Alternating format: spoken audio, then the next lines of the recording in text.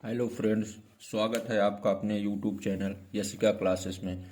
तो फ्रेंड्स, जैसा कि आप जानते हैं कि एसएससी जीडी का एग्ज़ाम बहुत ही पास आ गया है, जिसके लिए हमारे पास 17 से 18 दिन बचे हैं। तो इन 17 से 18 दिनों में हम आपके लिए लाए हैं मैथ्स के ऐसे टॉपिक जहां से क्वेश्चन बनते हैं, मैथ्स के वो टाइप जहां से क्वेश्चन बनते हैं। तो फ्रेंड्स, समय हमारे पास बहुत कम है और इस समय में आप अपनी पूरी मेहनत से पूरी लगन के साथ अपनी तैयारी शुरू कर दीजिए, क्योंकि आपके पास 17 से 18 दिन ही केवल बचे हैं। तो समय को ध्यान में रखते हुए फ्रेंड्स, हम सबसे पहले अपने मैथ का सबसे पहला टॉपिक डिस्कस करने जा रहे हैं, नंबर सिस्टम। इस टॉपिक में हम केवल वही टाइप पढ़ेंगे जहां से क्वेश्चन अधिकांश पूछे जाते हैं। हमको पूरा नंबर सिस्टम पढ़ने की इस समय कोई ज़रूरत नहीं है। हम केवल वही टाइप पढ़ेंगे जहां से क्वेश्चन ज़्यादा अधिकतर बनते हैं।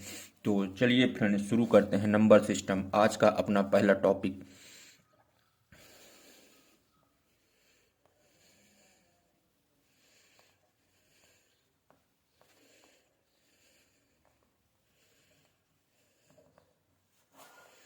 नंबर सिस्टम का सबसे पहले हम टाइप 1 डिस्कस करते हैं।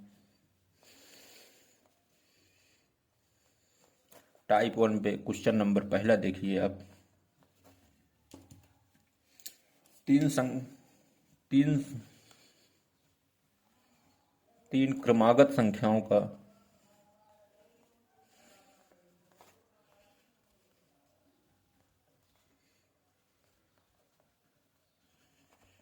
योग 24 है। बताइए बीच वाली संख्या क्या होगी।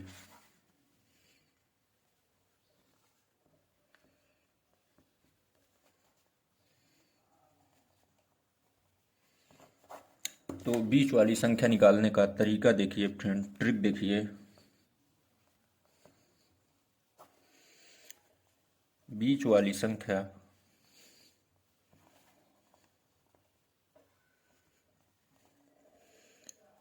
बराबर योग बटे यन। इसको आप ऐसे बॉक्स में बंद कर लीजिए। यन क्या है?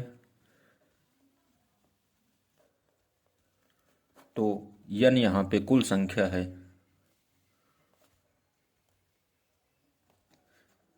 n का मान विषम होना चाहिए।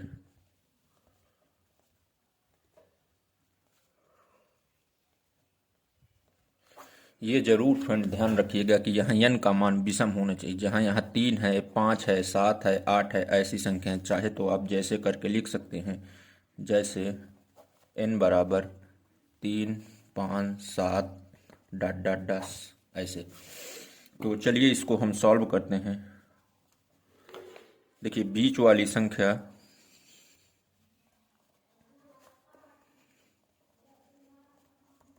बराबर योग, देखिए कितना है, योग है 24 हमारे पास 24।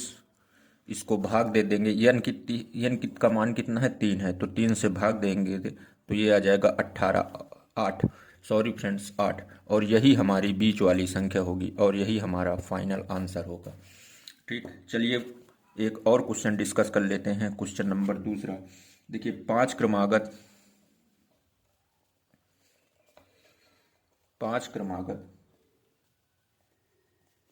विषम संख्याओं का योग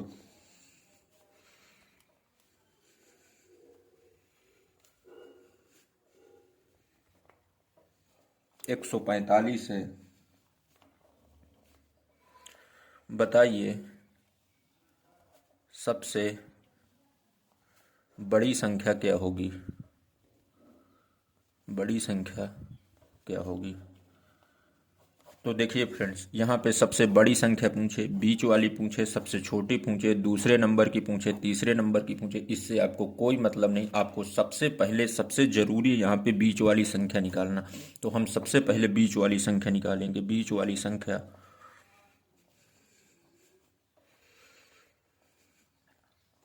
योग, देखिए योग कितना दिया है यहाँ पे, 145 दिया है, तो 145।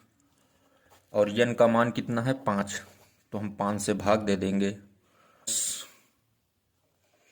और 5 9 45, ये आ जाएगा 29। ये हमारी कौन सी है? 29 क्या है? ये बीच वाली संख्या है, तो 29 को हम ऐसे लिखेंगे। अब देखिए ये 5 क्रमागत संख्या है, तो इसके 2 इधर होंगी, 2 इधर होंगी। जब 2 इधर होंगी, 2 इधर होंगी, तभी तो ये बीच में पड़ेगी। आप ही सोचिए फ्रेंड्स, जब 2 इधर होंगी, 2 इधर होंगी और टोटल 5 संख्याएं हैं, जब हम इसको बीच में रखेंगे तभी तो 5 संख्याएं होंगी और ये बीच वाली संख्या होगी। तो अब देखिए हमको निकालने का सबसे बड़ी संख्या, सबसे बड़ी संख्या। और देखिए कौन सी है? विषम संख्याएं हैं, वो भी कैसी? क्रमागत। तो देखिए 29 के बाद आएगी 31 और 31 के बाद आएगी 33 और यही हमारी 33 जो है आंसर होगी। अब यहाँ पे अगर देखिए पूछ लेता सबसे छोटी विषम संख्या क्या है, तो आप वो भी निकाल सकते हैं। 29 से 2 कम करेंगे तो ये आ जाएगा 27 और 27 से 2 कम करेंगे तो ये आ जाएगा 25 और ये हमारी सबसे छोटी आ जाएगी संख्या, सबसे छोटी संख्या। ठीक, तो सबसे बड़ी पूछे सबसे छोटी पूछे ये कोई मैटर नहीं करता, मैटर ये है कि आपको सबसे पहले बीच वाली संख्या ही निकालनी है। ठीक, चलिए फ्रेंड्स हम टाइप दूसरा डिस्कस करते हैं, टाइप 2, जो इसी से मिलता जुलता है, इसी का एक छोटा सा भाई है। अब फ्रेंड्स देखिए यहाँ पे हम क्या डिस्कस किए हैं, यहाँ पे हम ऐसी से जब यन का मान क्रमागत हो और वो भी विषम हो, अगर विषम ना हो तब क्या करेंगे, तो उसके लिए देखिए एक क्वेश्चन ऐसे देख लीजिए। जब यन का मान विषम ना हो, चाहे तो आप लिख सकते हैं कि जब n का मान विषम ना हो, विषम ना हो तब देखिए कैसे करेंगे। तो एक क्वेश्चन आप ऐसे लिख सकते हैं, क्वेश्चन नंबर 1 डाल के देखिए एक क्वेश्चन ऐसे लिखते हैं कि 4 क्रमागत सम संख्याओं का योग, 4 क्रमागत सम संख्याओं का योग, 4 क्रमागत सम संख्याओं का योग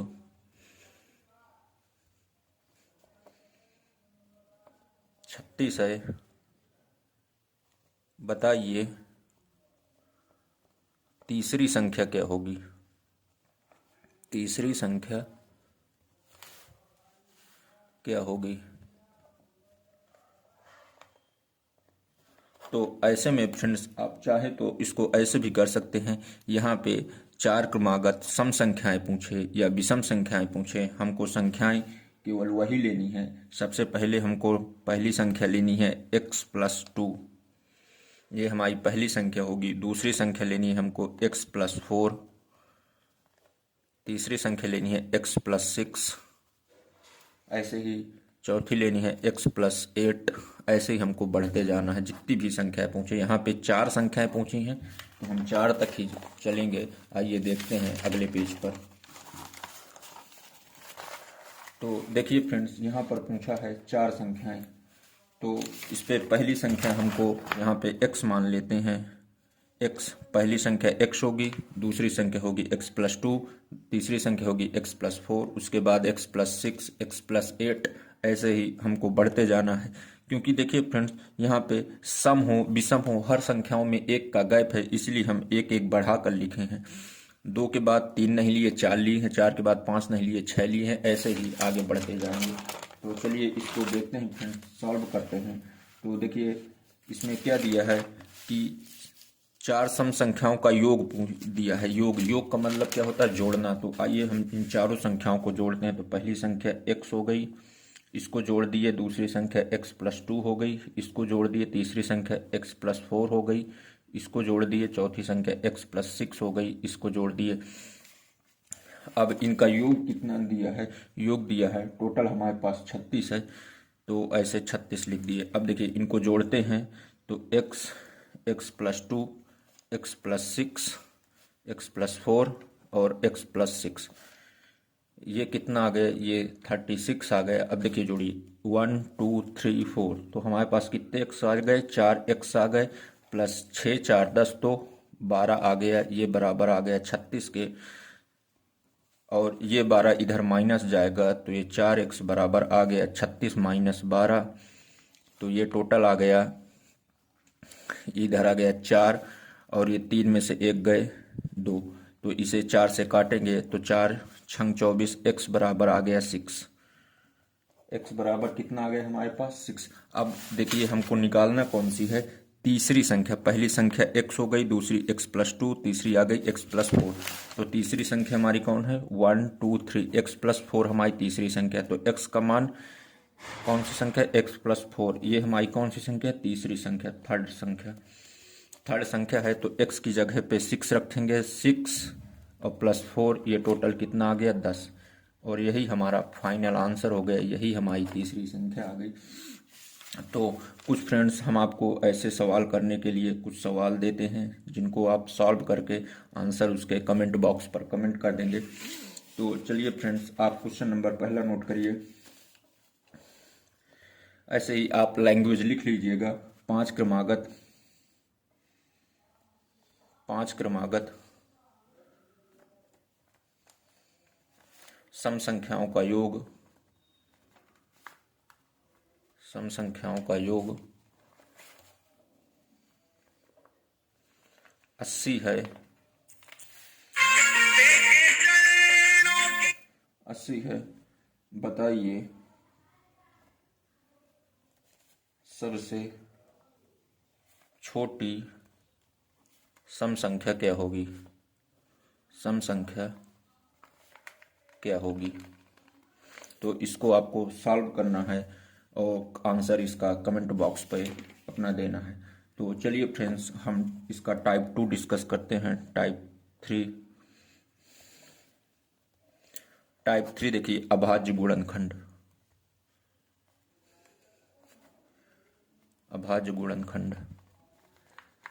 देखिए फ्रेंड्स, यहाँ पे पहले हम आपको बता दिए हैं, हम केवल वही टाइप डिस्कस करेंगे जहाँ से क्वेश्चन ज़्यादा बनते हैं। हमको पूरी मैथ पढ़ने की कोई ज़रूरत नहीं, पूरा नंबर सिस्टम पढ़ने की कोई ज़रूरत नहीं, केवल वही टाइप डिस्कस किए जाएंगे जहाँ से ज़्यादा अधिकांश सवाल बनते हैं। तो चलिए फ्रेंड्स, अभाज्य गुणनखंड में आप देखिए, अच्छा, अभाज्य संख्याएं होती क्या हैं ये आपको पता है? अभाज्य संख्याएं वो होती हैं जो स्वयं और एक के सिवा किसी अन्य संख्या से विभाजित नहीं होती, अभाज्य संख्याएं कहलाती हैं। फ्रेंड्स, आपको ऐसा करना है कि आपको एक कॉपी और एक पेन अपने पास लेके बैठना है और जो मैं बोलता जाऊं उसको नोट करते जाना है। ठीक, आप इतना करिए, एक अपनी नोट्स बनाते रहिए। तो चलिए डिस्कस करते हैं अभाज्य गुणनखंड का पहला सवाल देखिए। सिंपल सा सवाल आ जाता है, मान लीजिए ऐसे दे दे 756 के बताइए कितने अभाज्य गुणनखंड होंगे, कितने अभाज्य गुणनखंड होंगे। ठीक, ऐसे सवाल आपको दे दे कि 756 के कितने अभाज्य गुणनखंड होंगे, तो इसको देखिए ऐसे करते हैं। 756 आप ऐसे लिख लीजिएगा, ऐसे 2 से भाग दीजिएगा तो ये आ जाएगा 378। फिर आप 2 से भाग दीजिएगा तो 2 एकम 2, 2 अट्ठे 16, 2 नाम 18। ये आप 3 से भाग दे देंगे तो 3 छक्का 18, 3 तिकाई 9। फिर 3 से भाग दे देंगे तो 21 आ जाएगा। फिर आप 3 से भाग देंगे तो 7 आ जाएगा। फिर 7 से भाग देते तो 1 आ जाएगा। देखिए आप इनको गिन लीजिए, 1 2 3 4 5 6। तो हमारे पास टोटल कितने अभाज्य गुणनखंड आ गए, 6। आप ऐसे फ्रेंड्स कुछ और सवाल कर सकते हैं, आप इसको करके अपने से दिखाइएगा, आंसर अपना कमेंट्स बॉक्स पर कर दीजिएगा। 3360 के कितने अभाज्य गुणनखंड होंगे। अगला आप लिख लीजिए 9020 के कितने अभाज्य गुणनखंड होंगे, ये आपको बताना है। इसका आंसर जो है कमेंट बॉक्स पे कर देना है। चलिए, इसका मान लीजिए इसे थोड़ा और क्वेश्चन आगे बढ़ा के आपको ऐसे दे दे तो आप ऐसे क्वेश्चनों की भी कुछ प्रैक्टिस कर लीजिए। मान लीजिए क्वेश्चन दे दे 21 × 15 × 12 × 25, और इसमें बताइए कितने अभाज्य गुणनखंड होंगे। मान लीजिए आपको ऐसा क्वेश्चन दे दे तो आपको देखिए क्या करना है। 21 को करिए तो 3 से करिए, ये 7 और ये 7, ये इसमें कितने आ गए, इसमें देखिए टोटल 2 आ गए। ऐसे ही 15 के का हो गए, 3 इंटू 5 हो जाएगा, कितने हो गए, 2 हो गए। ऐसे ही 12 के क्या आ जाएगा, 2 2 3। ये 12 की इसमें देखिए कितने हैं टोटल, 3 अभाज्य गुणनखंड है। और ये 25 के 5 इंटू 5 इसमें देखिए कितने हैं, 2 हैं। इनको सबको आप जोड़ लीजिए तो देखिए 2 2 4 2 6 3 9, कितने अभाज्य गुणनखंड टोटल आ गए, 9। और यही आपका फाइनल आंसर होगा। ठीक, आपको समझ में आया। चलिए अच्छी बात है, आगे बढ़ते हैं। देखिए आप इस क्वेश्चन की एक प्रैक्टिस कर लीजिए, आप अपने से इसको लगाइएगा। 2 नंबर मान लीजिए ऐसे दे दे, 20 इंटू 35 इंटू 51 इंटू 78 इंटू 76। इसमें बताइए कितने अभाज्य गुणनखंड होंगे। आप इसको लगाइएगा और आंसर अपना कमेंट बॉक्स पे करिएगा। ठीक, इस पे थोड़ा सा एक और क्वेश्चन है, इस पे अगर और अच्छा क्वेश्चन बनाया तो उसको भी आप देख लीजिए। मान लीजिए क्वेश्चन नंबर 3 डालकर आप लिख लीजिएगा कि जैसे क्वेश्चन दे दे, मान लीजिए 2 2 2 की पावर 81, इसमें बताइए कितने अभाज्य गुणनखंड होंगे, कितने अभाज्य गुणनखंड होंगे। ठीक, तो इसको आप देखिए मेथड पूरा वही है, बस इसमें थोड़ा सा करना है। 2 2 1, 2 से काटिए 1 1 1, फिर ये 3 से काटिए तो यहाँ पे आ गया कितना, 73। अब ये देखिए 37 जो है 37, ये केवल और केवल 37 से ही कटेगा, तो इसमें आ गया 1। इसमें देखिए 1 2 3 कितने अभाज्य गुणनखंड है, 3। और इसमें क्या करना है कि इसकी पावर से इसको मल्टीप्लाई कर देना है, किससे, इसकी पावर से। तो पावर कितनी है, 81, इसको 81 से मल्टीप्लाई कर देंगे तो ये कितना आ गया, 243। यही आपका फाइनल आंसर होगा। ठीक, आप चाहे तो ऐसे क्वेश्चनों की प्रैक्टिस आप और कर सकते हैं। जैसे आप ये क्वेश्चन आप अपने से लगाइएगा कि 2 2 4 की पावर 19, इसमें बताइए कितने अभाज्य गुणनखंड होंगे। हम बढ़ते हैं अगले टाइप की ओर। अगला टाइप मान लीजिए हम आपको सीधे ले चलते हैं डिविजिबिलिटी रूल पर, विभाज्यता।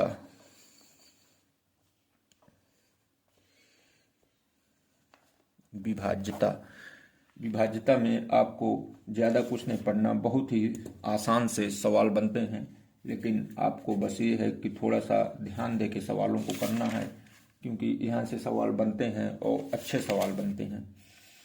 ठीक है, तो चलिए हम पढ़ते हैं विभाज्यता के नियम के। बताइए, जैसे क्वेश्चन नंबर पहला हम यहाँ पे लिखते हैं, आप क्वेश्चन लिखते जाइएगा और अपना आंसर कमेंट बॉक्स पे करते जाइएगा। ठीक, चलिए क्वेश्चन लिखते हैं। क्वेश्चन नंबर पहला इसका देखिए, किसी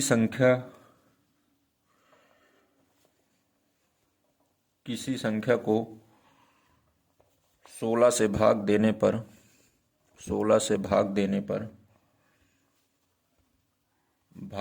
पर शेष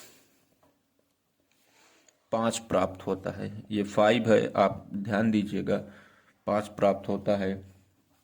तो बताइए उसी संख्या को 8 से भाग देने पर क्या प्राप्त होगा।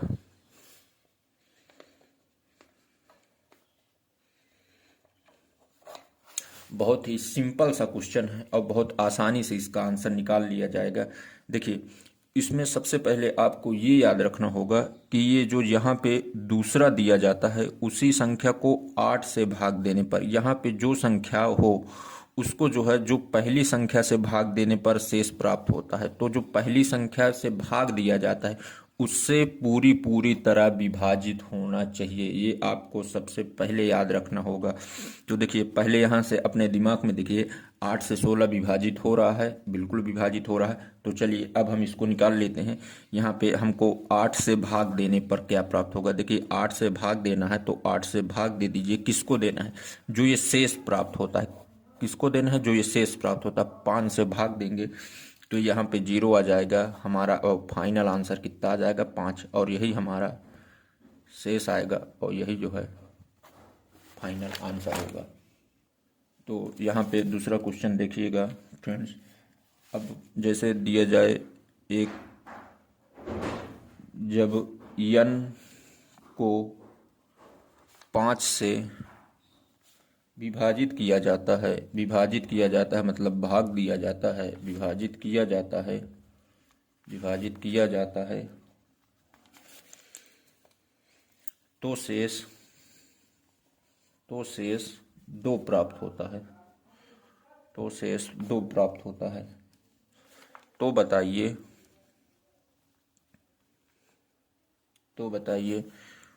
2n को, यहाँ पे ये 2n है, 2n को 5 से विभाजित करने पर शेष क्या प्राप्त होगा, शेष क्या प्राप्त होगा। देखिए फ्रेंड्स, यहाँ ये n जो है, n इसका मान क्या है 2, जो ये शेष है यही n का मान होता है। आपको ये याद रखना है, बहुत बारीकी चीज है, नहीं तो आप फंस सकते हैं, परेशान हो सकते हैं। ये याद रखिएगा n का मान क्या होता है, यही जो शेष होता है यही n का मान होता है।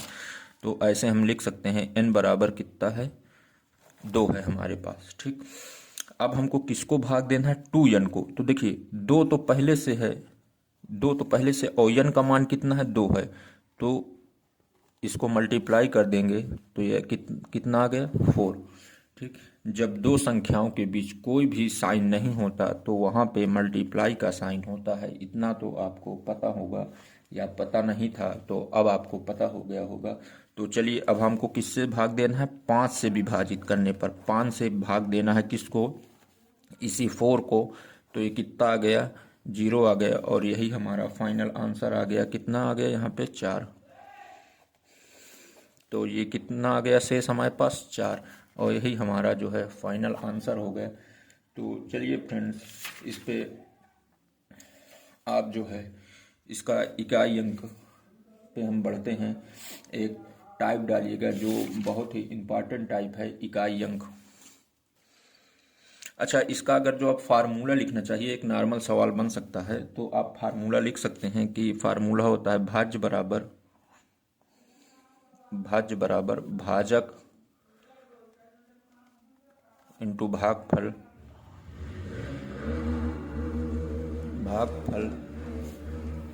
प्लस शेष। ये कोई भी संख्या निकालने का फार्मूला होता है, आप जानते ही होंगे, बहुत ही बचपन से पढ़ते आ रहे हैं इस फार्मूले को। तो चलिए हम आगे बढ़ते हैं अपने नेक्स्ट टाइप पे, इकाई अंक। बहुत ही प्यारा सा टाइप है, आप इसको बड़े ध्यान से पढ़िएगा। इकाई अंक पर आधारित प्रश्न।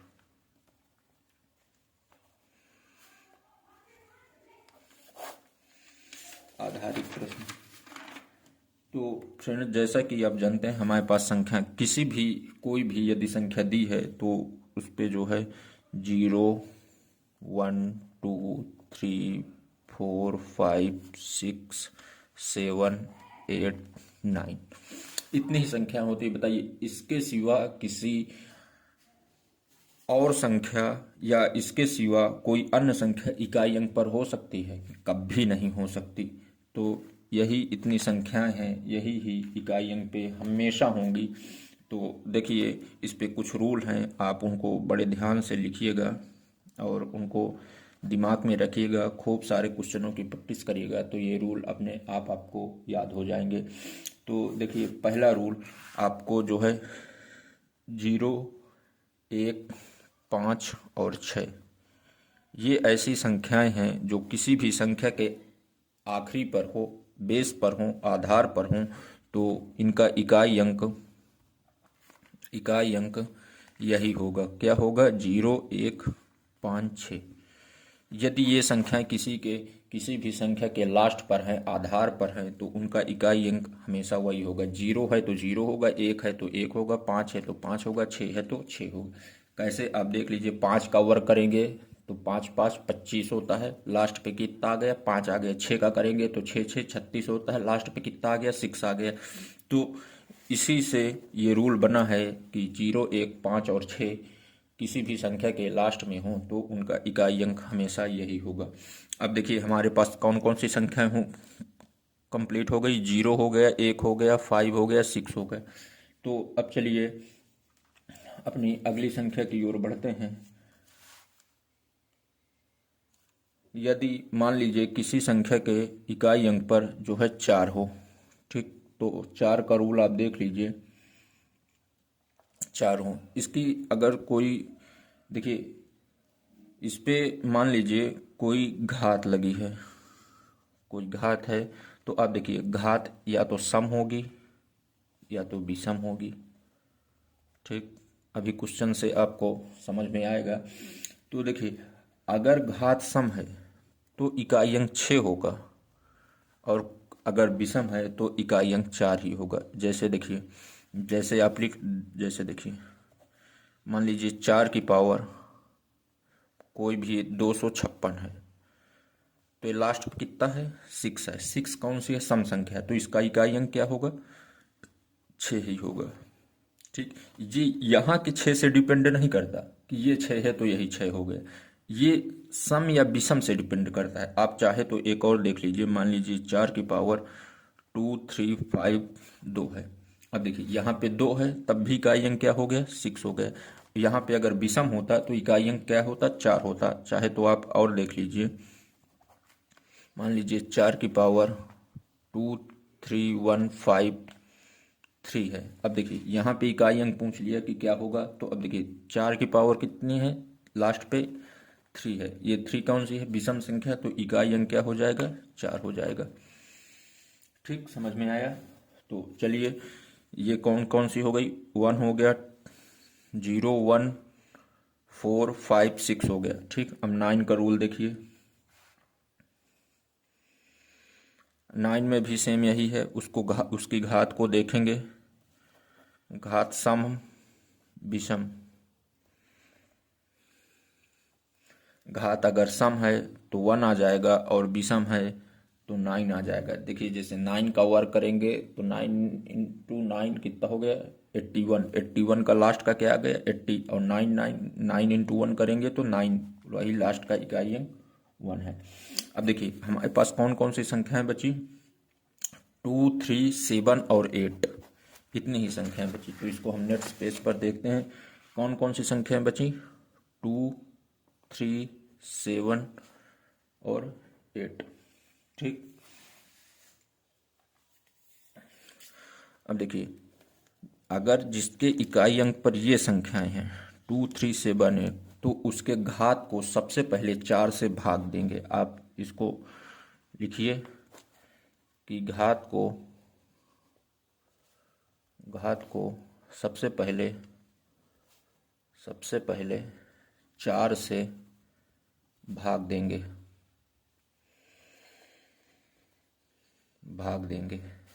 यदि शेष, अब देखिए शेष अगर 1 आता है तो इकाई अंक 2, 3, 7, 8 ही होंगे। शेष अगर 2 आता है तो 2, 3, 7, 8 इनका स्क्वायर हो जाएगा। शेष अगर 3 आता है तो देखिए 2,